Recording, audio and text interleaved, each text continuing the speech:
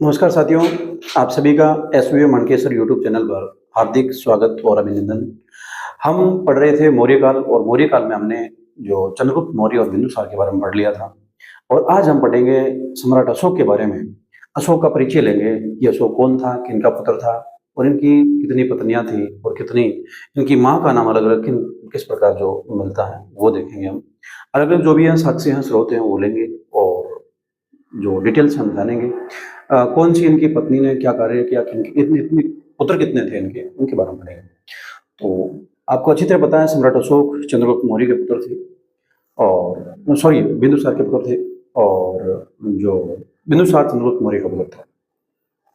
और एक टॉर्न मौर्य था। टॉर्न मौर्य ने यह बात कही थी कि वो चंद्रगुप्त मौर्य का पुत्र था अशोक। क्यों? क्योंकि उन्होंने हेलेना का पुत्र माना और हेलेना से विवाह चंद्रगुप्त मौर्य ने किया। ठीक है ना?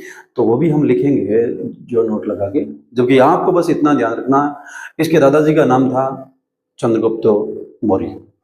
अशोक है चंद्रगुप्त मौर्य का पोता था और बिंदुसार का पुत्र था। तो सम्राट अशोक हमारा टॉपिक रहेगा आज, सम्राट अशोक। ठीक है, ये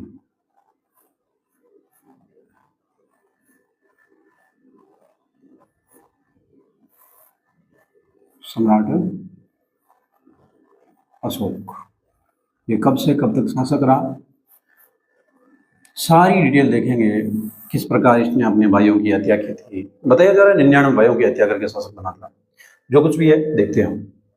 तो सम्राट अशोक के जो आरंभिक जीवन की जानकारी कहाँ से मिलती है? अधिकांशतः हमें बौद्ध धर्म के जो ग्रंथ हैं उन पर ही जो निर्भर रहना पड़ता है। तो जो इसमें आरंभिक की जानकारी,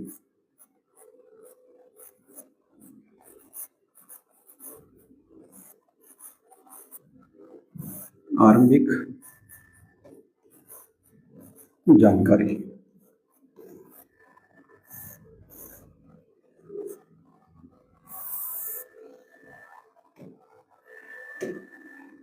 थोड़ा भिन्न कर लेते हैं, ये करते हैं। ठीक है, तो अशोक मौर्य के आरंभिक जो जानकारी है वो अशोक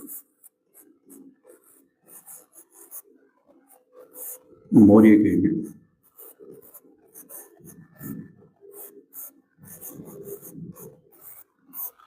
आरंभिक जानकारी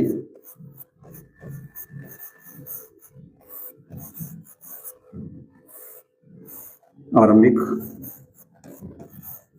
जानकारी कहाँ से मिलती है? बौद्ध ग्रंथों से मिलती है। ठीक है ना? आरंभिक जानकारी के विषय में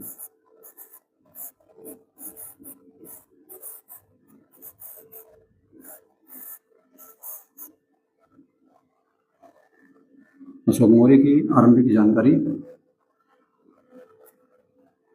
के विषय की प्राप्ति हेतु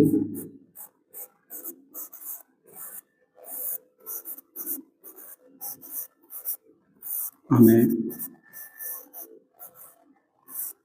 बौद्ध ग्रंथों पर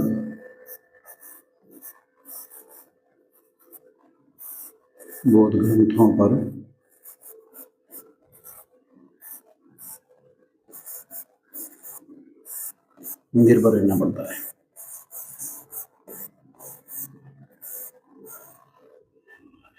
निर्भर रहना पड़ता है।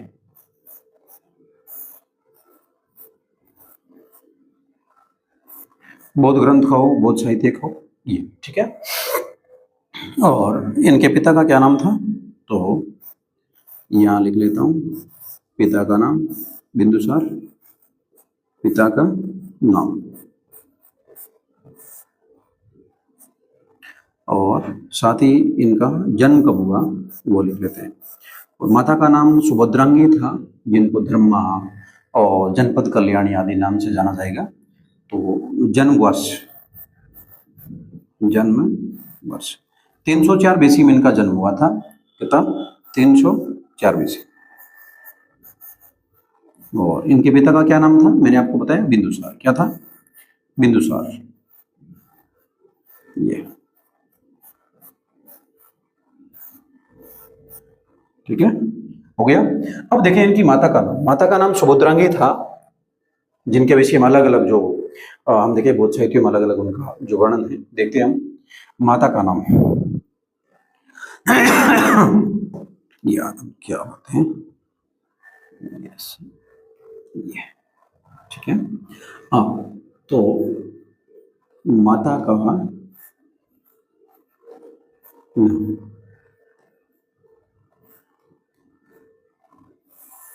माता का क्या नाम था? सुभद्रांगी। क्या था?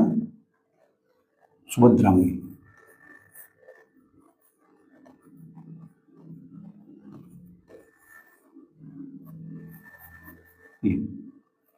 ठीक है।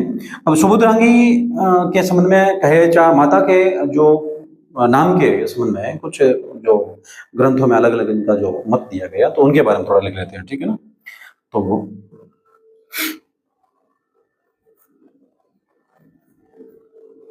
माता की जानकारी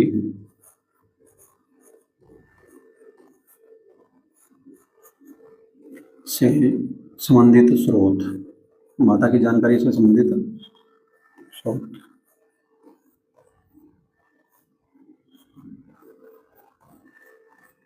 किसमें क्या लिखा है?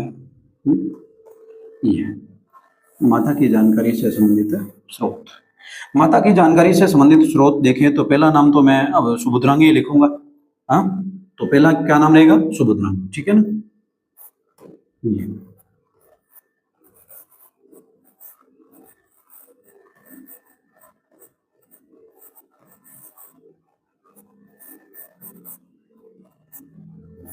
सुभद्रांगी।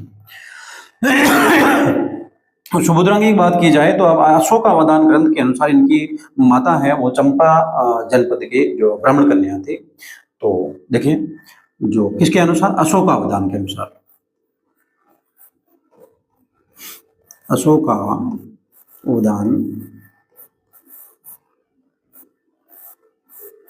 के अनुसार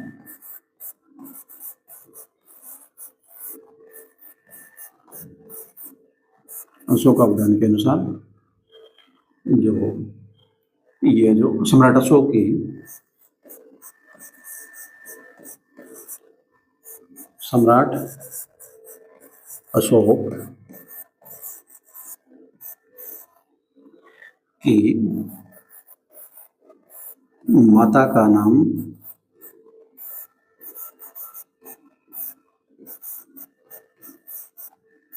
सुभद्रांगी था।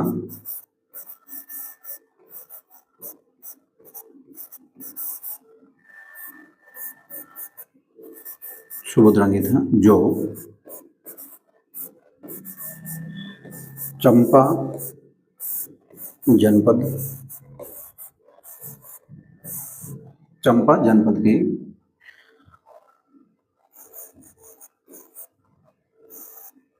ब्राह्मण कन्या थी। ब्राह्मण कन्या थी जो तथा ये आजीविक तथा यह आजीवक धर्मानुयायी थी। आजीवक धर्मानुयायी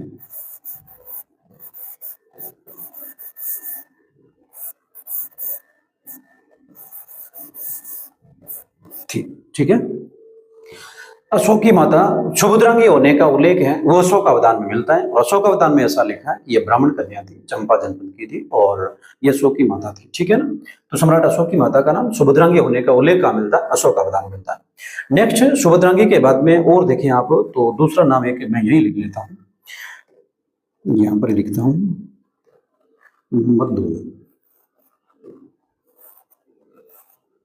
नाम लिखते हैं धर्मा, धर्मा या धम्मा, ये ठीक है। अब ये देखें तो आप किस जो स्रोत के अंदर है, तो महाबोधि वंश के अनुसार अशोक की माता का नाम धम्मा है, ठीक है ना। महाबोधि वंश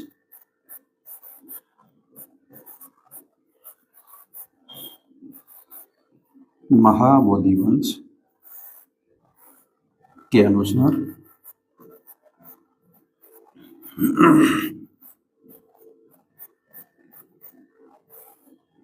अशोक की माता का नाम, अशोक की माता का नाम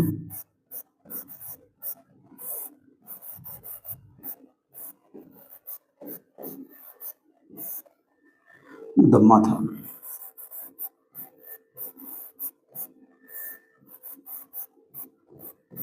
ठीक है, नेक्स्ट इसके बाद में आगे देखते हैं हम।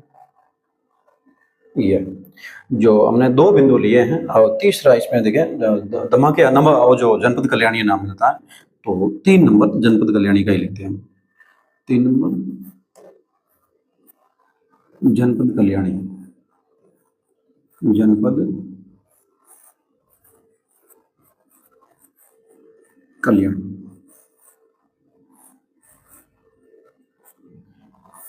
ये ठीक है, तो जनपद कल्याणी का उल्लेख करें तो इसमें अंदर देखें दिव्यावदान के अनुसार जो अशोक की माता का नाम था वो जनपद कल्याणी था। ठीक है ना, तो दिव्यावदान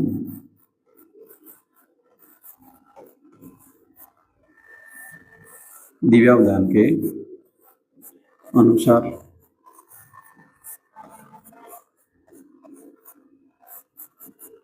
अशोक की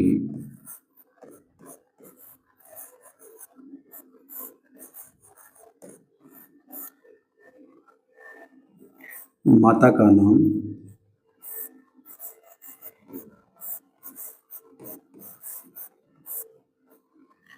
जनपद कल्याणी था।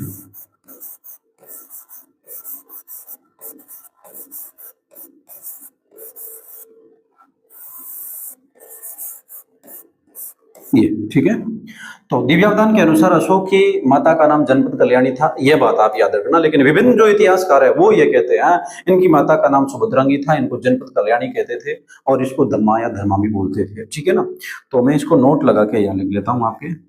और एक वो जो टोर्न महोदय का लिखते हैं नोट, चलो नोट लगा लेते हैं पहले, उसके बाद में लिखते हैं टोर्न महोदय नोट। और एक लिख लेते हैं जो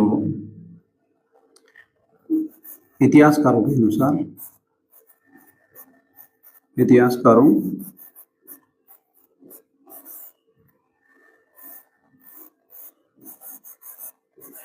के अनुसार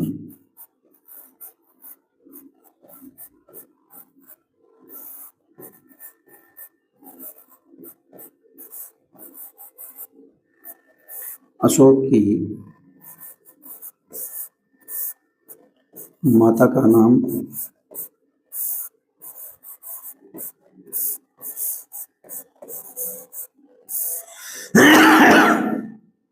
सॉरी, माता का नाम सुभद्रांगी था।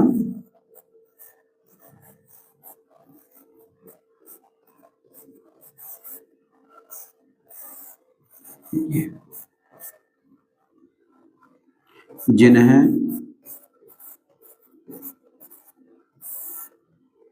जनपद कल्याणी, जनपद कल्याणी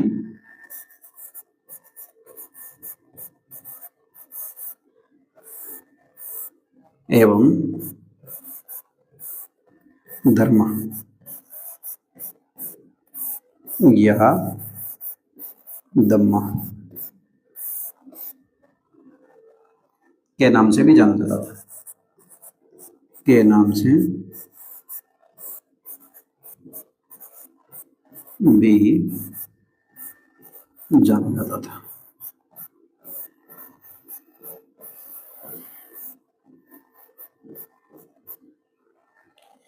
नेक्स्ट इसमें जो चौथा बिंदु लेते हैं यही ले लेते हैं, थोड़ा इसको कर लेते हैं क्योंकि माता के समय में अब टोर्न महोदय का एक ही कदम रहा है।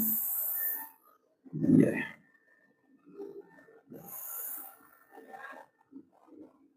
हो गया, ये जो चौथा बिंदु है,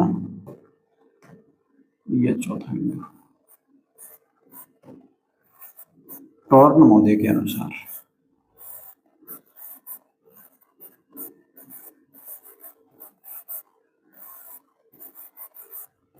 टॉर्न मोदे के अनुसार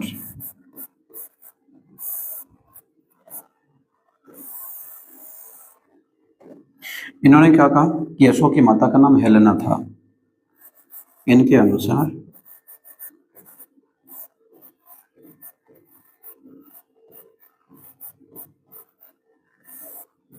अशोक की माता का नाम हेलेना था। क्या था? हेलेना, जिसको हम पहले पढ़ चुके हैं। हेलेना कौन थी? अब ये तो ऐसे में उसी बात है एकदम कि टॉर्न मौर्य लिख रहा है कि हेलेना था, जबकि हेलेना है वो चंद्रगुप्त मौर्य की पत्नी है। अब ऐसा इतिहास में कैसे हो सकता है? लेकिन फिर भी हम देखें टॉर्न मौर्य के अनुसार, यदि आपको पूछ लिया जाए कि टॉर्न मौर्य के अनुसार अशोक की माता का क्या नाम था, कोई कथन काट आ जाए तो आप हेलेना कर देना, ठीक है।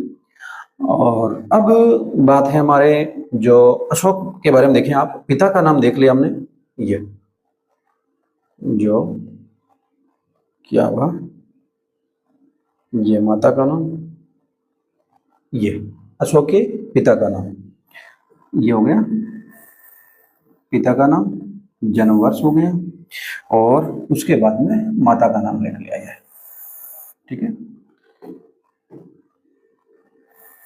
ये माता का नाम, ठीक है। माता का नाम अब कौन कौन सा है? तो माता के नाम में आपने पढ़ा एक सुभद्रांगी, एक धर्मा, और साथ ही दो नाम यहाँ पढ़े हैं, जनपद कल्याणी, क्या बात है, जनपद कल्याणी, और टॉर्न मौर्य के अनुसार देखें तो हेलेना, ये, ठीक है। अब हम पढ़ेंगे इनकी पत्नियों के नाम, तो जिनके कितने पुत्र हुए उनके बारे में। तो याद रखना, अशोक ने 5 विवाह किए थे। सम्राट अशोक के 5 विवाह का उल्लेख हमें मिलता है, और जिनके टोटल पुत्र पुत्रियों की संख्या के रूप में देखें तो 6 थे।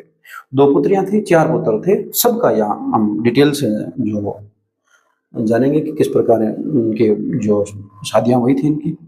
तो सम्राट अशोक की पत्नियां, रानियां, हाँ, तो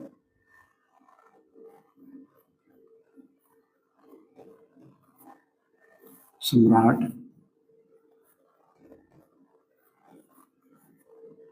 अशोक की रानी, हाँ, रानी थी,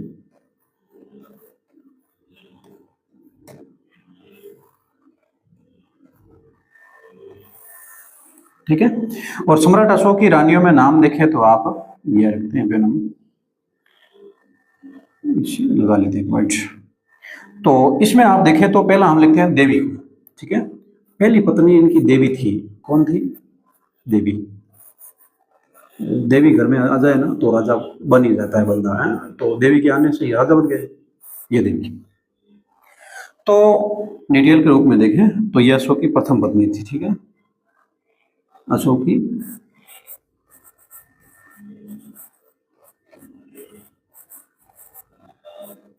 अशोक की ये है प्रथम पत्नी थी, प्रथम पत्नी थी, ठीक है। और नेक्स्ट इसके बाद में देखें, और जो देवी के बारे में, तो देवी ने जो एक विहार बनाया था, और ये कौन थी देवी? और विदिशा की एक श्रेष्ठी की पुत्री थी, ठीक है। तो यह है विदिशा के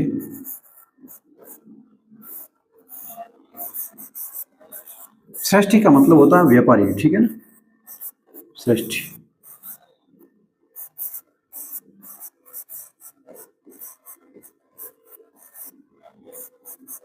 व्यापारी की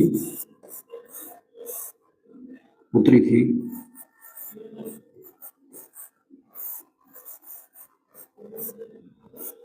और इसने, मैंने आपको बताया, इन्होंने या इसने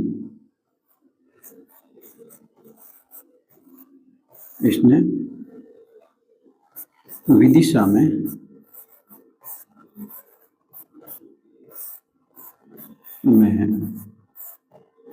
एक विहार का निर्माण करवाया, एक विहार का निर्माण करवाया। और एक बात आप याद रखना कि जो भी रानी है वो यदि शेठ की पुत्री है अर्थात राजकुमारी नहीं है ना, वो पटानी नहीं बन सकती थी। याद रखना। तो यदि आपके ऐसा कोई प्रश्न आ जाए कि अशोक की प्रथम पत्नी कौन थी, वो देवी थी, और आपको ऐसा पूछ लिया जाए कि ऐसी कौन सी पत्नी थी जो पटानी नहीं बनी, वो ये देवी थी। यानी कहने का मतलब है ये विदिशा के सेठ की बेटी थी अर्थात राजकुमारी नहीं थी, और पटरानी बनने के लिए राजकुमारी होना आवश्यक था, अनिवार्य था। ठीक है ना, ये नोट लगा कि हम लिखेंगे उसके बाद में। तो इनके जो पुत्र हैं या पुत्री हैं, इनके दो संतानें हुई, दो संतानें।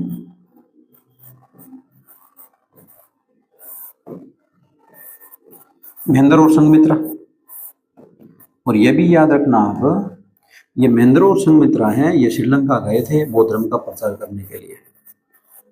महेंद्र और नंबर 2 संघमित्रा।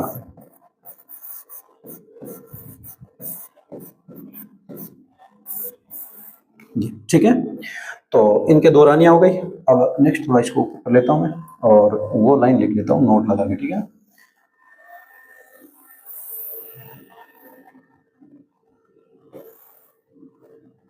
है, थोड़ा छोटा करोगे।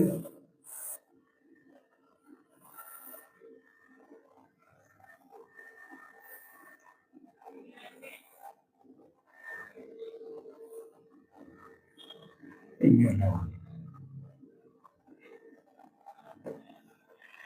तो नोट लगा के लिख लेते हैं, नोट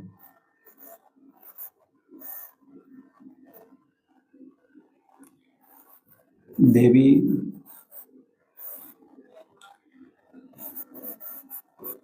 व्यापारी की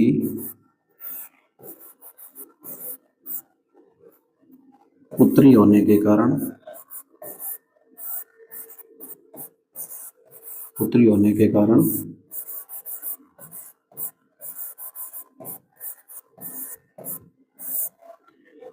कभी पटरानी नहीं बन पाई, पटरानी नहीं बन पाई,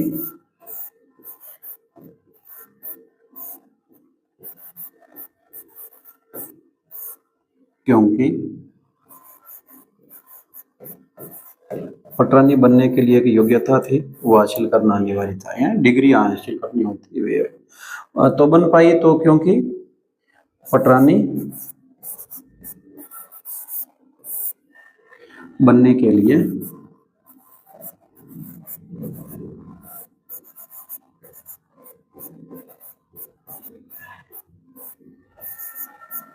राजकुमारी होना, यानी राजा की बेटी होना अनिवार्य था, राजकुमारी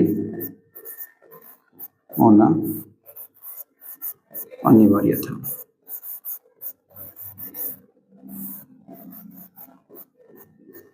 ठीक है, तो हमने देखा किस प्रकार देवी के बारे में हमने पढ़ा है कि यह जो विदिशा के सेठ की बेटी थी, विदिशा के अंदर विहार का निर्माण करवाती है। इनके दो संतानें हुई, अशोक की प्रथम पत्नी थी और पटरानी नहीं बन पाई। अब नेक्स्ट इसके बाद में जो आगे लेते हैं, और आगे हम जिसमें अब रखते हैं जो असंधि मित्रा की, असंधि मित्रा है। तो ये 2 नंबर वाली रानी हो गई असंधि मित्रा, असंधि मित्रा।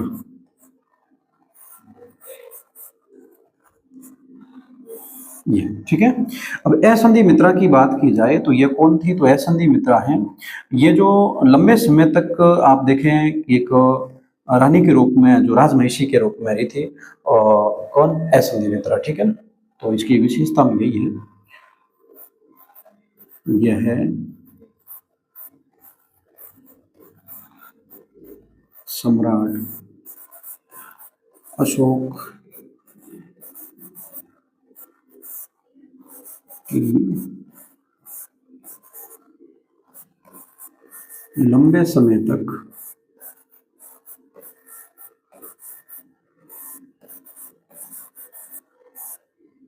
राजमहिषी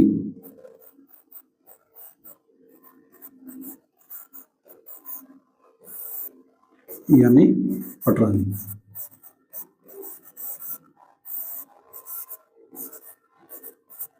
रही। अशोक, सम्राट अशोक की लंबे समय तक राजमहिषी रहने वाली असंधि मित्रा थी, असंधि मित्रा रही है।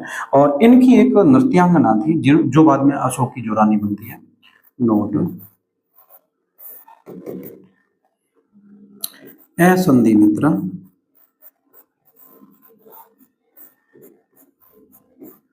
असंधि मित्रा की जो दासी, या आप कहो तो नृत्यांगना कह दो, नृत्यांगना तिष्य रक्षिता थी। क्या नाम था? इसको थोड़ा हाईलाइट करता हूँ, ये थोड़ी ज्यादा ही चर्चा में रही है। तिष्य रक्षिता।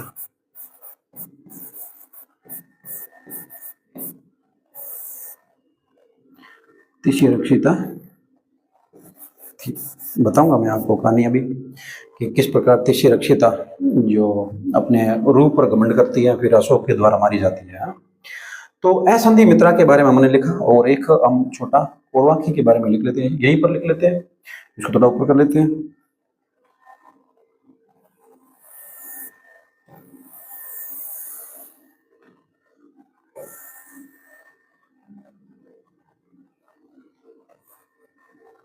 ठीक है, तो इसके बाद में आप देखो आगे, आगे जो 3 नंबर वाली रानी है, कौन सा था ये? ठीक है, 3 नंबर वाली रानी, और वो थी रानी कारवाकी, जिसको कुरुवाकी या कारवाकी बोले, कुरुवाकी। कहीं कारवाकी आ जाए तो जिद मत करना, कारवाकी मान लेना ये।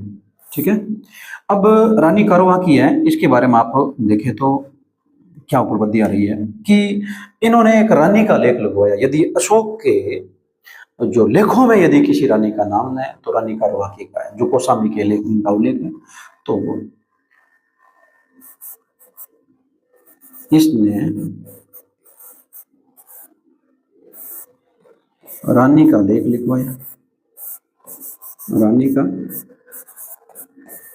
लेख लिखवाया।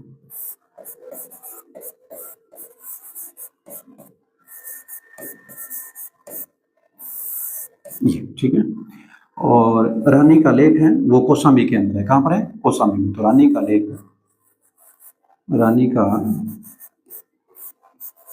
लेख कौशाम्बी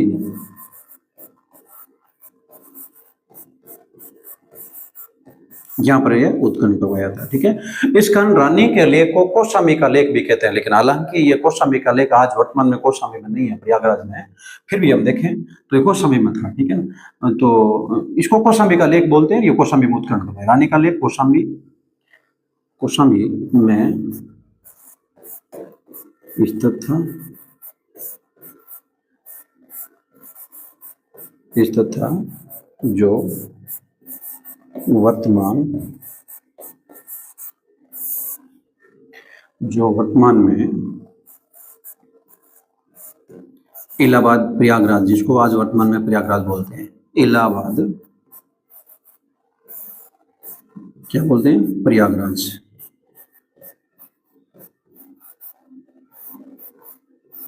ठीक है, प्रयागराज में स्थित है।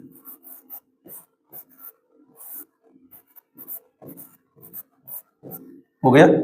और इनके जो संतानों की बात की जाए तो संतानें लिखते हैं, इनके 2 संतानें थी। कितनी संतान थी? 2 संतानें, संतान थी। एक का नाम था तीव्र। अशोक के जो अभिलेखों में तीव्र का उल्लेख मिलता है। एकमात्र जो पुत्र जिनका संतान अर्थात उसका उल्लेख मिलता है, और एक थी चारुमती। कौन थी? चारुमती। ये ठीक है, तीव्र और चारुमती है। इसके बारे में थोड़ा मैं और लिख लेता हूँ, जो नोट लगा के, नोट, जो करवाकी का पुत्र है तिवर। तिवर की बात कर रहा हूँ, जो मैंने पीछे अब जस्ट लिखा है तिवर, तिवर है। ठीक है, तो तिवर के बारे में लिखें कि यह जो अशोक के अभिलेखों में एकमात्र जो पुत्र के रूप में इनका उल्लेख है, इसका अशोक के अभिलेखों में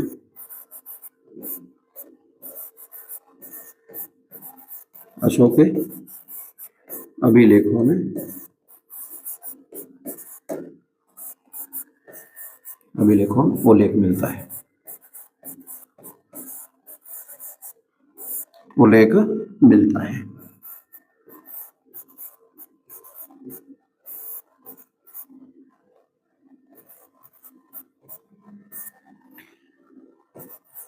अभिलेखों में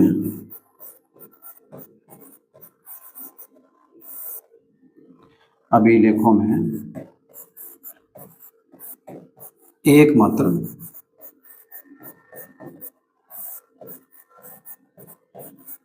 संतान का उल्लेख,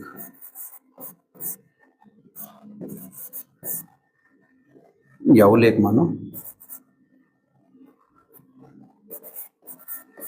ठीक है, ये बात आप ध्यान में रखना।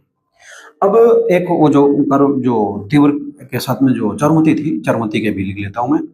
चारुमती का विवाह कहाँ हुआ वो लिख लेते हैं। ठीक है, चारुमती,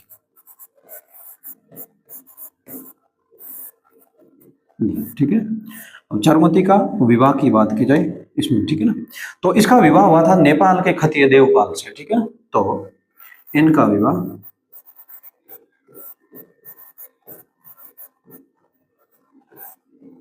नेपाल के ही देवपाल से हुआ, देवपाल से हुआ। ठीक है, तो हमने जो अभी देखा है, ये जो कौन सी थी, कितने नंबर, 3 नंबर में थी, कौरवा की। ठीक है ना, कौरवा के बारे में थोड़ा इसमें जो इम्पोर्टेंट है तो कौरवा के, क्योंकि इन्होंने एक जो रानी का लेख लिखवाया है कौसाम्बी में, और जो कौसाम्बी का लेख के नाम से जाना जाता है, इनके पुत्रों का उल्लेख, इन जो ये तीव्र का उल्लेख भी अभिलेखों में मिलता है, इसका थोड़ी इंपॉर्टेंट होगी। ठीक है, तो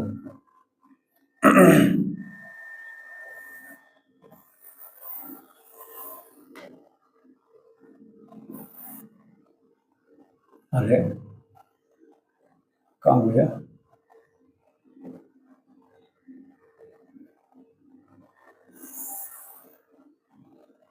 ये ठीक है। तो तीवर के बारे में देख लिया हमने, कौरवाकी के बारे में।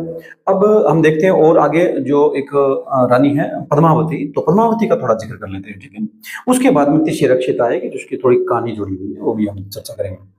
तो ये जो कौन सा क्रम है, चौथा है ना, और ठीक,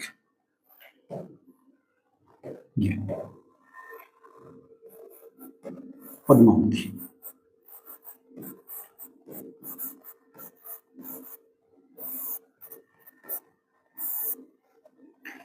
तो पद्मावती की चर्चा की जाए तो इनके जो पुत्र था उसका नाम था कुणाल। ठीक है, ये बात याद रखना, इनके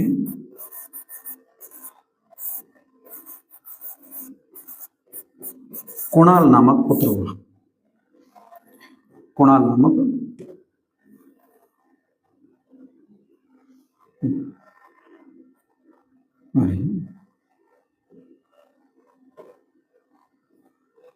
कुणाल नामक पुत्र हुआ। फिर क्या, फिर कुणाल बड़ा हुआ, बड़ा होने के बाद में क्या हुआ, कुणाल ने शादी कर दी। हाँ? तो कुणाल की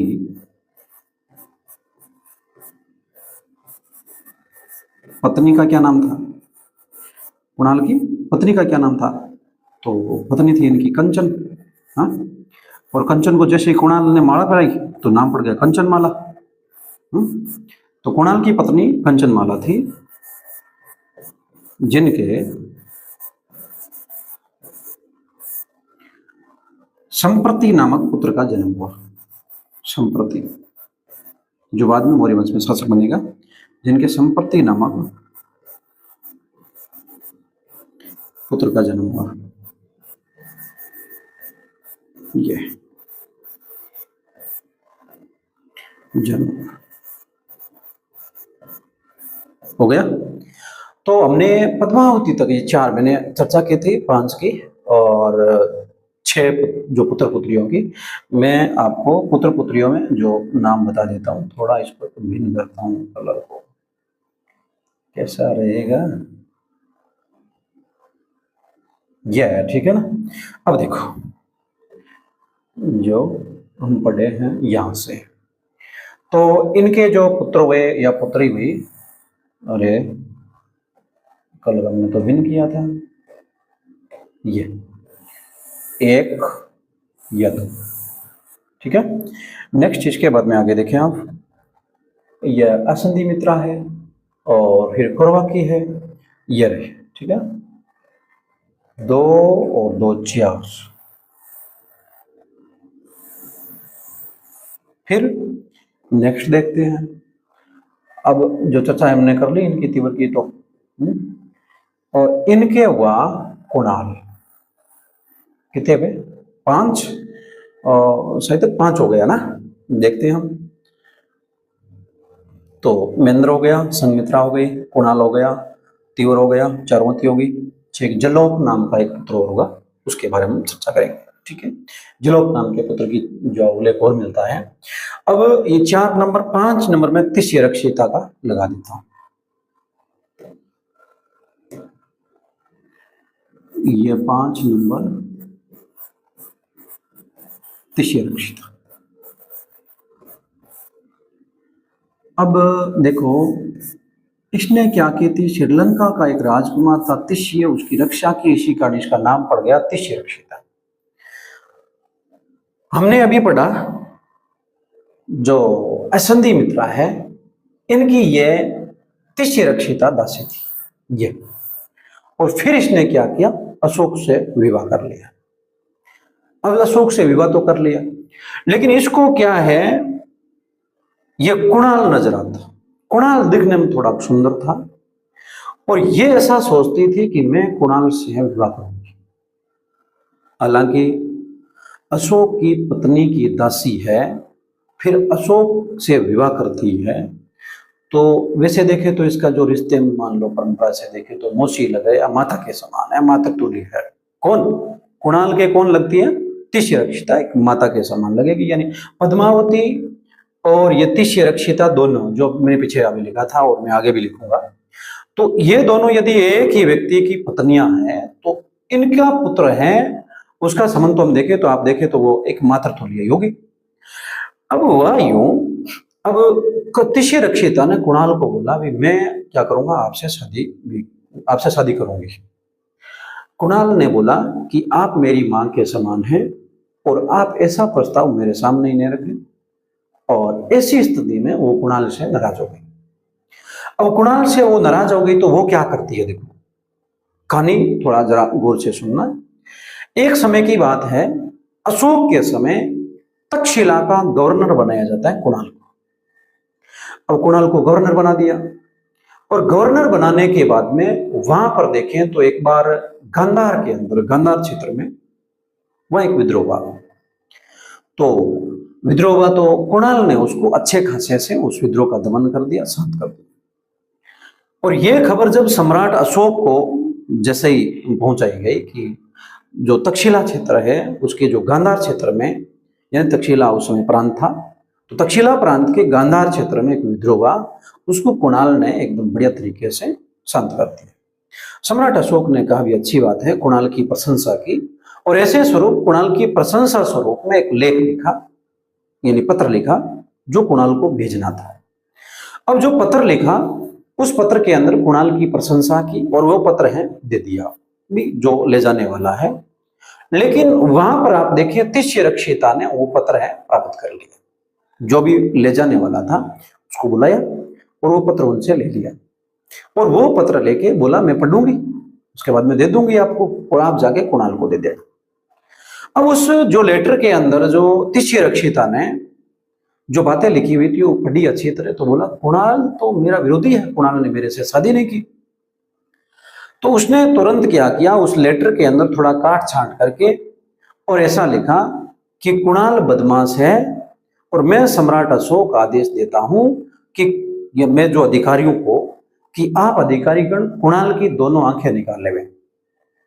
अब क्या हुआ, वो जैसे ही जो तक्षशिला के अंदर जो लेटर पहुंचा, पत्र राजा, जो राजादेश था, वो राजादेश जैसे ही तक्षशिला क्षेत्र में पहुंचता तो अब वहां अधिकारियों ने पढ़ा। अब बात थी कुणाल की आंखें निकालने की, दोनों बोला राजा ने आदेश दिया आंखें निकालनी पड़ेगी। और ऐसा करके उनकी राजा की जो, यानी कुणाल की जो, कुणाल उसमें का गवर्नर था तो उस क्षेत्र का राजा ही मानो आप, तो उस कुणाल की क्या की, आंखें निकाल ली। दोनों आंखें निकाल ली तो बेचारा अब तो राजगद्दी पर नहीं बैठ पाएगा। तो कुणाल वहां से चला गया। अब कुणाल निकल गया, कुणाल निकल गया, फटे पुराने कपड़े पहने इधर उधर घूमता। और ये थोड़ा वीणा बजाने के अंदर बहुत ही माहिर था, गायन चुनाने में, वीणा बजाने में थोड़ा दक्ष था कुणाल। अब कुणाल इस प्रकार जो दक्ष था, तो अब होता यूं है, जो कुणाल है, अब पिता को तो पता है ना कि एक बचपन से मेरा एक बेटा वीणा बजाने में दक्ष है। ये अंधा हो गया और ये धीरे धीरे घूमता फिरता कई सालों बाद एक दिन अशोक के दरबार में आ गया। सम्राट अशोक के दरबार में आया तो अब सम्राट अशोक ने कहा कोई वीणा वादक आया है, तो वीणा वादक आया है, वीणा जरा बजाएगा, सुनेंगे। अब कुणाल ने क्या किया, दरबार के अंदर वीणा बजाना शुरू किया। वीणा बजाना शुरू किया तो अशोक को तुरंत लगा कि इतना शानदार वीणा मेरा पुत्र बजाया करता था, जरा इससे परिचय पूछे कौन है यार। तो जैसे ही इनसे परिचय पूछा तो इन्होंने बोला मैं सम्राट अशोक का पुत्र हूं। तो बोला नाम क्या है, बोला कुणाल। बोला फिर आंखें का, बोला आंखें हैं वो मेरे पिता द्वारा, सम्राट अशोक द्वारा एक आदेश दिया गया कि मेरी आंखें निकाल ली जाए, और उस आदेश के मुताबिक मेरी आंखें अधिकारियों ने निकाल ली थी। अब ऐसी बात जैसे ही मान लो जो पिता को यानी सम्राट अशोक को पता चली, सम्राट अशोक आग बबूला हो गया। सम्राट अशोक ने कहा, अरे कहां का मैंने तो तक्षशिला क्षेत्र के अंदर तूने जो विद्रोह का दमन किया उसके लिए मैंने शाबाशी दी है, आंखें निकालने की बात कवाई। तुरंत जो भी वहां से जो पत्र व्यवहार का काम करता था वो लेके जा रहा था, उस व्यक्ति को बुलाया कि तू पत्र लेके गया। बोला हाँ। तो बोला इसके अंदर ये लाइन किसने लिखी? तो बोला मुझे पता नहीं। बोला किसको दिया तूने? तो बोला मैंने तिष्य रक्षिता को दिया था। तिष्य रक्षिता को पत्र दिया, उसके बाद मैंने तो नहीं पढ़ा, मैंने ले जाके अधिकारी गणों को दे दिया। तिष्य रक्षिता को बुलाया गया तो तिष्य रक्षिता ने बोला ये बात है। तो कुणाल ने तुरंत कहा कि कौन है दोषी? तो पता चला कि तिष्य रक्षिता दोषी है। कुणाल ने कहा कि ये मेरे से विवाह प्रस्ताव रखा इन्होंने और मैंने ठुकरा दिया, इसी कारण इसने मेरी आंखें निकलवाई, मुझे पता चल गया। इस स्थिति में सम्राट अशोक ने तिष्य रक्षिता की हत्या करवा दी। तो वो एक तिष्य रक्षिता थी, उनके बारे में भी हम पढ़ लेते हैं, ये तिष्य रक्षिता, ठीक है। और मैंने बताया कि इन्होंने जो बोधि वृक्ष कटवा दिया था, तो सामान्य जानकारी इनकी लिख लेते हैं, फिर कुणाल की एक कहानी, वो तो कहानियां तो आप वैसे ही याद करते हो, ये तो आपको याद ही रह जाएगी। लेकिन थोड़ा हम यहाँ देखें तो ये यहाँ कुणाल का ये रहा, ठीक है ना। तो ये याद रखना, अशोक के समय तक्षशिला का गवर्नर था, ठीक है। अशोक के समय काम की बात ये इतनी है, अशोक के समय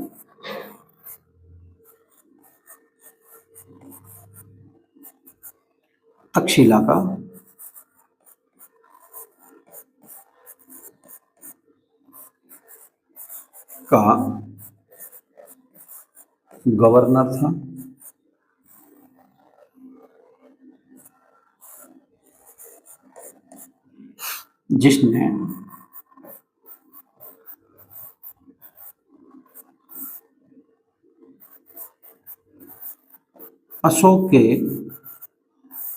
जिसने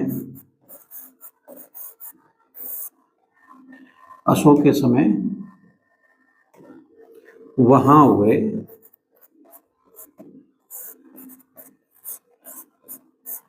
विद्रोह को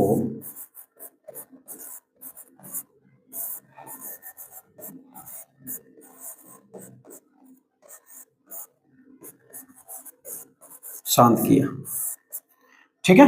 अशोक के समय तक्षशिला का गवर्नर था जिसने अशोक के समय वहां हुए विद्रोह को शांत किया, ये बात याद रखना। अब हम देख लेते हैं थोड़ा तक्षशिला ज्योतिषीय रक्षिता है, इनके जो करेक्टर यानी बारे में तो हमने पढ़ लिया था, और अब थोड़ा इनके बारे में लिख लेते हैं वो कौन किस प्रकार के तक ज्योतिषीय रक्षिता, मैंने तक्षशिला बोल दिया क्या, ज्योतिषीय रक्षिता, ठीक है ना।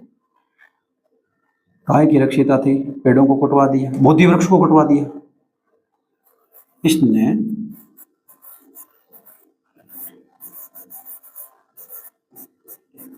कुणाल को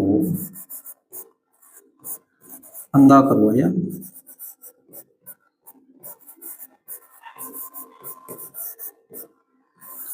इस कारण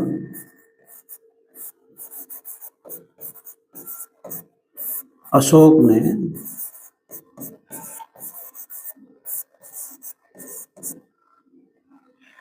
इसकी हत्या कर दी, इसकी हत्या कर दी।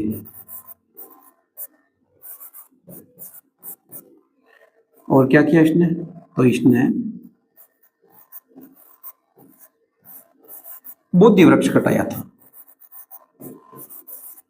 बोधि वृक्ष कटवाया था।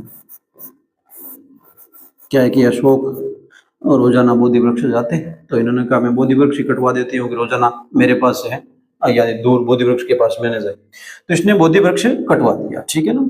और साथ में आप और बात देखें तो ये जो तिष्य रक्षिता है, ये श्रीलंका के तिष्य की रक्षा करती है, मैंने आपको बताया श्रीलंका के राजकुमार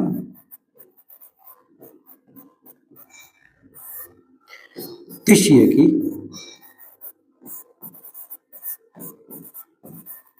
रक्षा करने के कारण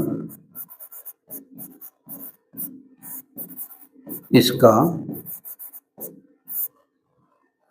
नाम तिष्य पड़ा है।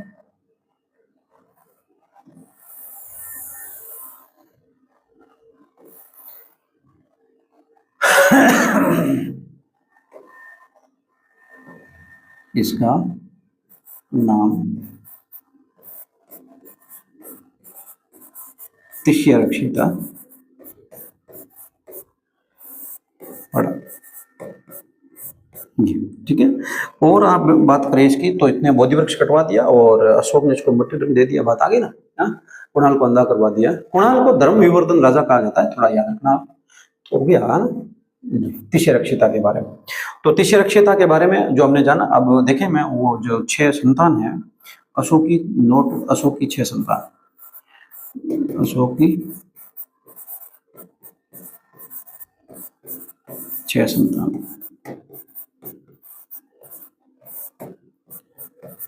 जिसमें पुत्र और पुत्रियां। पुत्र कितने थे? 4, पुत्रियां कितनी थी? 2, ठीक है। तो इसमें आप देखें तो एक था महेंद्र, एक था कुणाल, एक था जलोक, और एक मैंने तीवर को बताया ना, जो अभी लिखो में था उसका लेख तीवर, ठीक है। और पुत्रियों की बात आए तो एक संघमित्रा,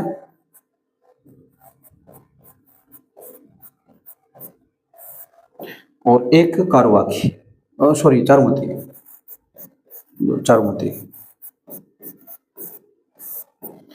जो हम देखें चारुमती के बारे में हमने पढ़ा अभी, यही लिखा ना ये, ठीक है ना, चारुमती जो कारवाकी की पुत्री थी, ठीक है ये। अब हमने क्या पढ़ा, थोड़ा सी रिवीजन कर लेते हैं और उसके बाद में, हाँ तो ये देखिए सम्राट अशोक, आरंभिक जानकारी सम्राट अशोक की बौद्ध ग्रंथों से मिलती है, और इनके पिता का नाम बिंदुसार, जन्म 304 बीसी में। नेक्स्ट इसके बाद में पढ़ा कि माता का नाम सुभद्रांगी था, और सुभद्रांगी होने का उल्लेख अशोकागान में मिलता है, जो ब्राह्मण कन्या थी, और ये हम देखें जो चंपा जनपद की थी, और धर्मा जो महाबोधि वंश के अनुसार अशोक की जो माता है वो धर्मा थी। और नेक्स्ट इसके बाद में देखें, जो जनपद कल्याणी दिव्यावधान के अनुसार अशोक की माता का नाम जनपद कल्याणी था। और इतिहासकार कहते हैं कि अशोक की माता का नाम सुभद्रांगी था, जिन्हें जनपद कल्याणी और धर्मा के नाम से जानते हैं। यह हमने पढ़ लिया। टोरर बोलता है ये अकेला बंदा ऐसे हेलेना हेलेना करता है, ठीक है, ये हेलेना को माता मानता है। अब हेलेना थी गिरगित माता थी सम्राट अशोक की रानी देवी। यह अशोक की पहली पत्नी थी और विदिशा के सेठ की बेटी थी। इस कारण राजकुमारी नहीं थी। राजकुमारी नहीं होने के कारण इसको रानी का पद नहीं दिया गया। ये बात थी। इसके दो पुत्र हुए, महेंद्र और संघमित्रा, और ये दोनों ही हैं, हम देखें श्रीलंका गए हैं बौद्ध धर्म का प्रचार करने के लिए। देवी व्यापारी की पुत्री होने के कारण, ये मैंने बता दिया आपको। ये देखिए असंधि मित्रा, असंधि मित्रा है, ये अशोक के लंबे समय तक राजमहिषी रहने वाली हैं। और याद रखना असंधि मित्रा, इसकी दासी का नाम तक्षरक्षिता था, जो आगे चलकर अशोक की रानी बनेगी, कुरुआ की। इसने रानी का लेख लिखवाया, और रानी का लेख लिखवाया ये कहां पर लिखवाया? कौशाम्बी में। इस कारण इसको कौशाम्बी का लेख बोलते हैं। और कौशाम्बी का स्थित जो लेख है वो आज वर्तमान में इलाहाबाद प्रयागराज में है। और नेक्स्ट इसमें दो संतानों की चर्चा की, जो तिवर और चारुमती की। चारुमती का विवाह है वो नेपाल के देवपाल से किया। और तिवर के बारे में पढ़े तो ये अशोक के अभिलेखों में जानकारी मिलती है। अशोक के अभिलेखों में एकमात्र पुत्र का उल्लेख तिवर का ही है। और अभिलेखों में रानी के रूप में देखे तो करवा के कारण, ठीक है, तिवर। इसका अशोक के अभिलेखों में उल्लेख मिलता है। और अभिलेखों में एकमात्र संतान का उल्लेख यही है, तिवर। और चारुमती का विवाह मैंने आपको बता दिया, पद्मावती। पद्मावती के बारे में देखें तो इसके एक पुत्र हुआ कुणाल, और कुणाल की जो विवाह किया कंचनमाला के साथ में, कंचनमाला के पुत्र हुआ संपत्ति। कुणाल ने क्या किया? कुणाल ने कुछ नहीं किया। कुणाल ने तो अपना धर्म निभाया, लेकिन तक्षरक्षिता ने इसकी हत्या कर दी। क्योंकि अशोक के समय जो तक्षशिला का गवर्नर था ये कुणाल, और अशोक के समय देखिए वहां विद्रोह हुआ, विद्रोह को शांत किया, लेकिन तक्षशिला पर थोड़ी आगे पड़ी, आंखें निकलवा दी इसकी। कूटनीति किया थी शासन। तक्षशिला इसने कुणाल को अंधा करवाया, और इसका अशोक ने इसकी हत्या करवा दी। किसकी? तक्षशिला की। इसने बोधि वृक्ष कटवा दिया था पहले। श्रीलंका के राजकुमार तिष्ची की रक्षा की, इसके इसका नाम तक्षशिला पड़ा। अशोक के 6 संतानों में देखें आप तो महेंद्र, कुणाल, जलोक, तिवर ये पुत्र थे। और साथ ही हम देखें जो संघमित्रा और चारुमती ये पुत्रियां थे, ठीक है। तो आज के लिए बस इतना ही दोस्तों। आप इसी पर हमारे साथ में जुड़े रहे। आपका स्नेह और विश्वास हमारे प्रति यही बना रहे। अशोक के अभिलेखों के बारे में और संपूर्ण जानकारी हम लेंगे। बराबर आप जुड़े रहे, बराबर क्लासें देखें। धन्यवाद।